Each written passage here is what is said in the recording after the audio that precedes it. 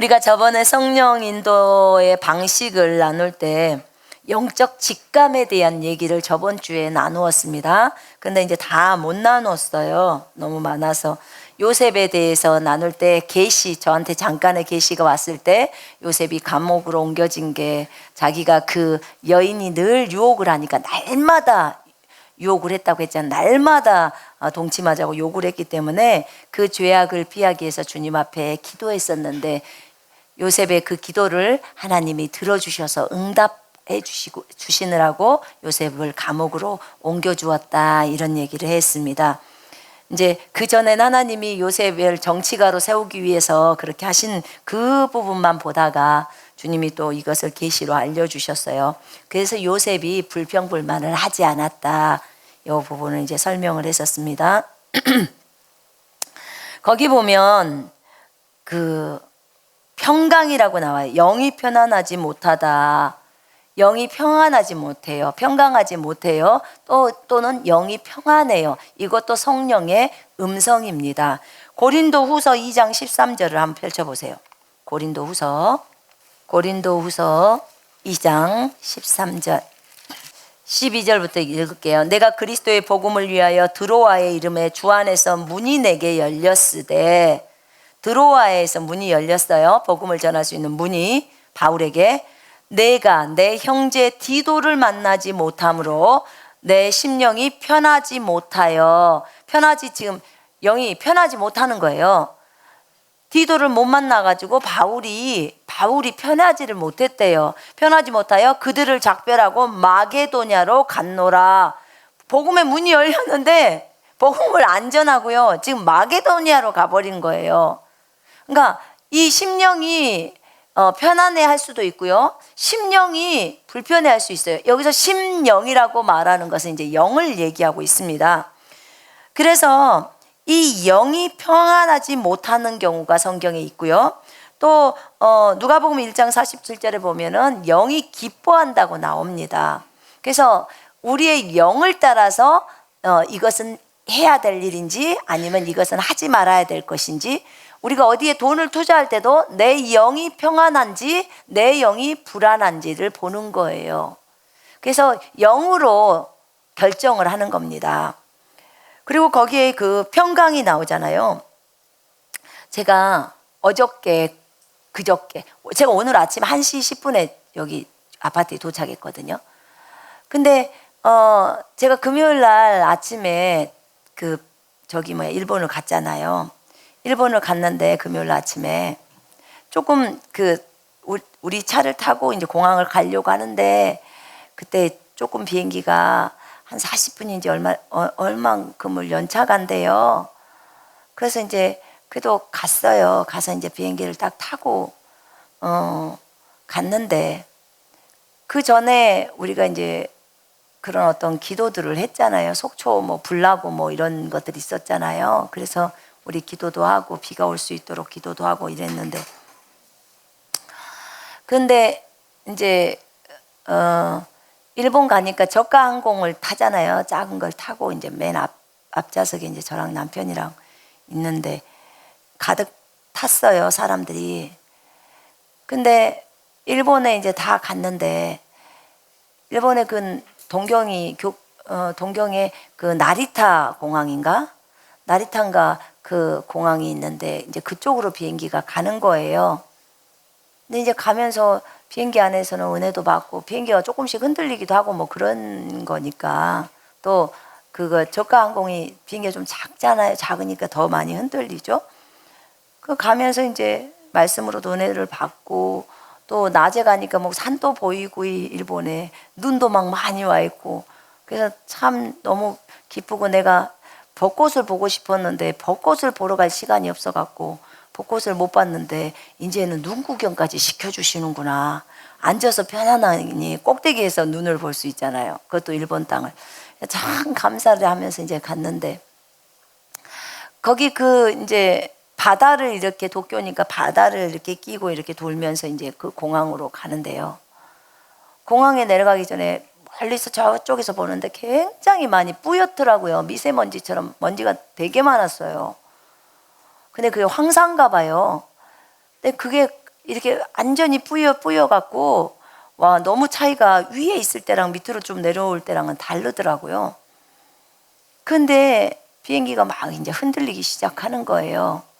비행기가 흔들리는데 거의 나리타 공항에 그 이렇게 담벼락이 있어서 이제 안으로, 공항 안으로 활주로로 들어오잖아요. 근데 뭐 비행기 바퀴랑은 다 이미 내렸죠. 위에 있을 때부터 내리니까. 내려갖고 밑에를 이제 착륙하기 금방 착륙하는데, 착륙을 시도를 하면서 착륙을 하다가 다시 비행기가 거의 밑에 바닥까지 왔는데 다시 위로 이륙을 해버린 거예요. 이유가 뭐였냐면 강풍이 부는 거예요. 해오리 바람처럼 거기에. 그러니까 비행기가 너무 흔들려 버리니까 그 이제 기장이 판단을 그렇게 한 거죠. 그래서 그 이제 동시에 올라간 거예요.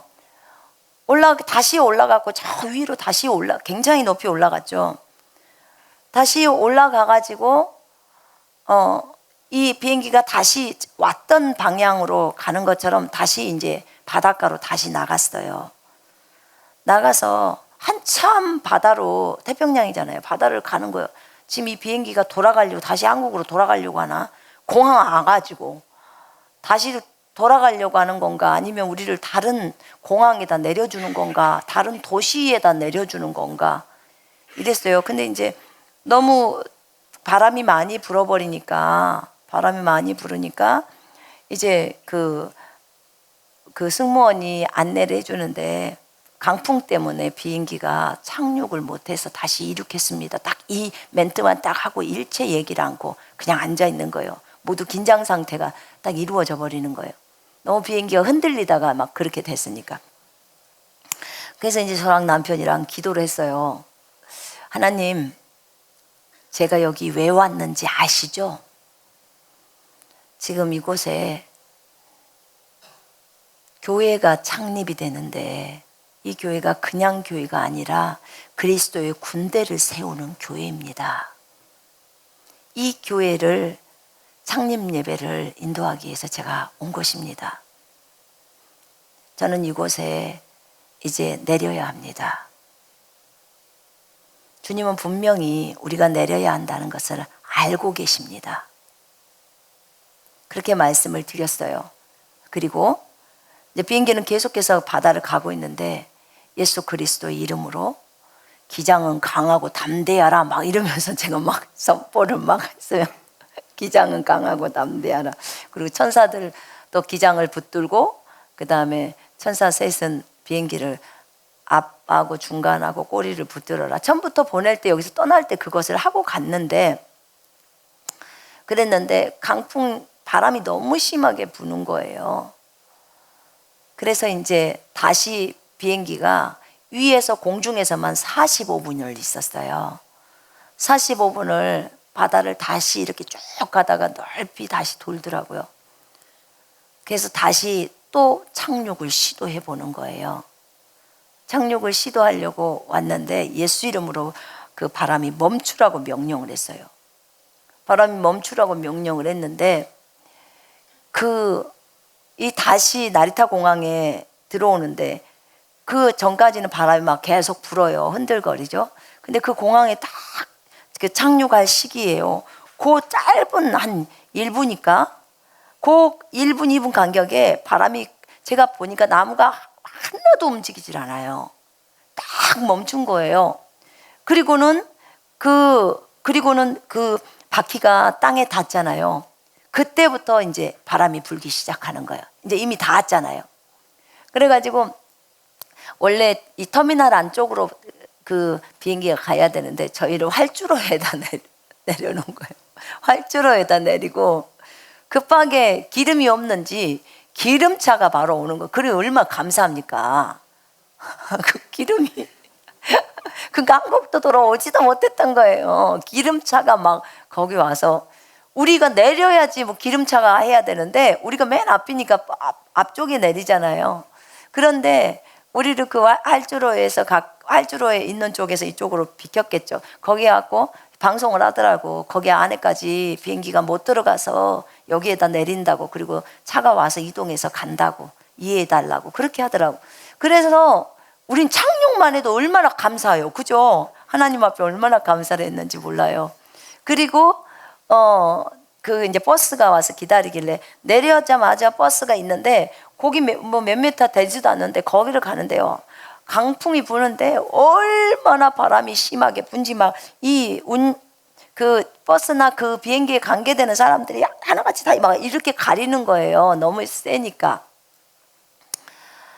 그리고 막 뭐가 날아다니는 것 같기도 하고 그렇게 센 바람이더라고요. 근데 그 과정 속에서 하나님이 착륙할 수 있도록 해주신 거예요. 그게 얼마나 감사하면서 제가 또 한 가지 거기서 깨달은 게 있었어요.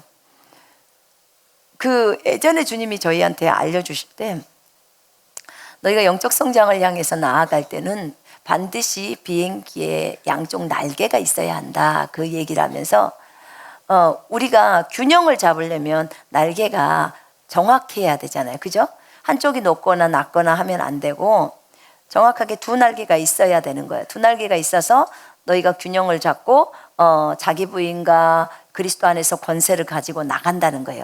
근데 그리스도 안에서 권세를 가지고 잘 나가고 날마다 자기 부인하고서 두 개가 갖춰졌어도 그랬어도 비행기는 조종사가 없으면 날 수가 없다는 거예요. 맞죠? 아무리 날개가 잘해줬어도 조종사가 없으면 날 수가 없는 것처럼 우리도 영적 성장을 해 나갈 때 성령의 이끄심이 아니면 안 된다는 거예요. 성령을 통해서 성령을 힘입어서 일이 진행되어진다는 거예요. 그래서 왜냐하면 조종사가 성령님이라고 그때 가르쳐 주셨거든요. 이 비행기의 몸체는 너희 육신이야. 그런데 네 안에 있는 성령이 이것을 이끌어 간다는 거예요. 네 영과 성령이 연합되어 있는데 이 성령께서 운전자가 되어 주셔서 조종사가 되어 주셔서 이끌어 가야 한다고 말씀을 하셨어요. 그게 딱 생각이 나면서 예수 그리스도의 이름으로 조종사는 그 강하고 담대하라고 그리고 바람을 무서워하지 말라고 막 그러면서 막 선포를 제가 했어요. 왜냐하면 우리는 가야 하잖아요. 근데 감사한 것은 그 조종사가 참 판단을 잘한 거예요. 처음에 완전히 착륙하려고 내려왔다가 거의 끝 무렵에서 다시 올라갔는데 거기서 만약에 착륙을 시도했으면 위험했을 거예요. 불이 났든지 뭔가가 일이 일어났을 거라고. 왜냐하면 너무 많이 흔들린 상태에서 그러면 거기 바닥에 날개가 다 닿아버리면 꺾여버리고 이렇게 돼버리니까요. 바람 때문에. 그래서 참 하나님 감사합니다. 판단을 조종사가 잘 할 수 있게 해주셔서 감사합니다. 하고 이제 다시 또 우리는 내려야 되기 때문에 그렇게 기도를 했을 때 하나님이 인도하시는 것을 보았어요. 우리가 신앙의 여정에 있어서도 성령을 힘입어서 성령을 의지하여 성령을 통해서 일을 한다는 것은 너무나 중요합니다. 모든 그리스도인들은 성령님을 의지하고 살아갑니다. 아멘. 근데 그 성령님이 우리 안에, 여러분 안에 들어와 계십니다. 아멘. 자, 이거는 제가 바닷가를 이렇게 돌 때 위에서 45분에 있을 때 먼저 주님 앞에 제가 여기에 왜 왔는지 하면서 그 다음에 이렇게 기장을 이렇게 강하고 담대하게 해달라고 하고 비행기를 잡으라고 이제 명령하고 막 이랬을 때 제 안에서 속에서 내게 강 같은 평화 그 찬양이 올라오는 거예요. 제가 그 상황 속에서 내게 강 같은 평화를 생각한 게 아니고 그냥 쫙 올라오는 거예요. 저 바다보다도 더 넓고 그 찬송 있죠? 내게 강 같은 평화. 그게 쫙 올라오더라고. 그래서 주님 감사합니다. 평강으로 저희를 인도하시니 감사합니다. 여보, 이제는 그냥 평강하세요. 흔들려도 평강하세요. 그래서 왜냐면 주님이 평강하라고 말씀하고 계시는 거예요. 지금 성령의 음성 듣기에서 평강도 주님의 음성이라는 것입니다. 그래서 평안했어요. 우리는 계속해서 이제 선포를 하고 했을 때 방 안으로 기도하면서 그때 제가 그랬어요. 여보, 우리가 믿음이 있는 그리스도인이 있다는 것은 불신자에게 있어서는 참 큰 행복이고 큰 혜택을 받는 거예요. 제가 그랬어요. 왜냐하면 그 비행기 안에 모두 불신자라면 그러면 참으로 위험할 상황이잖아요. 그죠? 누구를 의지할 수가 없잖아요. 그런데 그곳에 어떤 그리스도인들이 있다면 그곳에 여러분이 있다면, 또 그곳에 믿음이 좋은 그리스도인들이 있다면, 그러면 불신자들은 그 그리스도인들 때문에 혜택을 받는 거예요. 하나님의 보호가 있는 거잖아요. 그죠? 얼마나 감사했는지요. 자, 영적 직감에서 평강이 성령의 음성이에요. 주님이 그때 우리에게 들려주신 음성은 내게 강 같은 평안, 네가 평강해라, 내가 네 안에 있다, 내가 너와 함께 있어 라는 그것이겠죠. 그래서 평강도 하나님의 음성입니다. 그 평강도 우리 안에서 들려오는 거죠. 자, 세 번째, 내면의 음성이 있습니다. 내면의 음성. 자, 영이 아는 것이다. 이 부분에 있어서도 설명 잠깐 하고 할게요. 영이 아는 것이다. 영이 그냥 아는 것이다. 중국말을 번역할 때 가장 힘든 게 뭐냐면요, 그냥이에요. 그냥이 없어요. 중국어 단어에는 그냥이 없어. 그래서 참 힘들었어요. 그냥 안다. 그러니까 어떻게 알아? 그냥 쯔다오야. 그냥 안다, 쯔다오. 근데 그냥 안다는 거, 우리나라 말은 그냥 안다라고 하면 이 어감이 알죠. 무슨 뜻인지 알잖아요. 근데 중국 글에서는 그게 저는 참 어렵더라고요. 근데 이게 아무것도 보지 않아도, 아무것도 들리지 않아도 그냥 아는 거예요. 그걸 이 영이 안다고 표현을 하는 거예요. 영이 알아. 여러분, 오늘 여러분이 만약에 집에서 나오다가 오늘 무슨 일이 일어날 것 같은 그런 거 혹시 예감을 해본 적 있나요?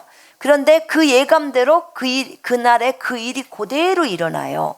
그런 거 혹시 경험해 보신 적 있어요? 오늘 누가 올 것 같은데 그냥 그대로 오는 거. 여러분들 있을 거예요, 분명하게.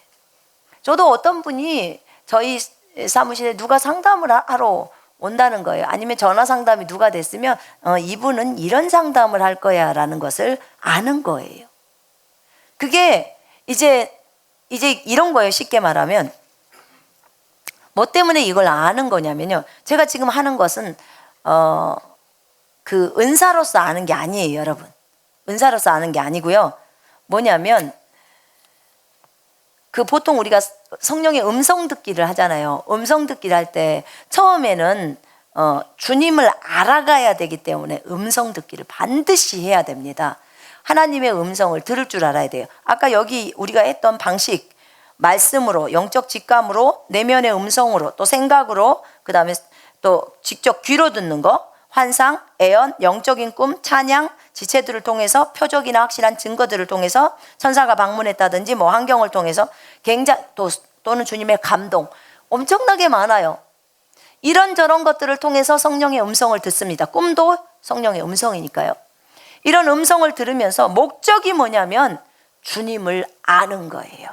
음성 듣기의 가장 큰 목적은 주님을 아는 거예요. 주님을 알아야 되는 거예요. 여러분, 주님을 안다는 것은 그래 우리 주님은 참 좋으신 하나님이야 머릿속으로 아는 것만을 말하는 게 아니에요. 여기서 주님을 안다는 것은 가슴으로부터, 심령으로부터 아는 걸 얘기하는 거예요. 그래서 주님을 알아가는데 주님이 어떤 분이신지, 그리고 그분은 어떤 것을 좋아하시는지.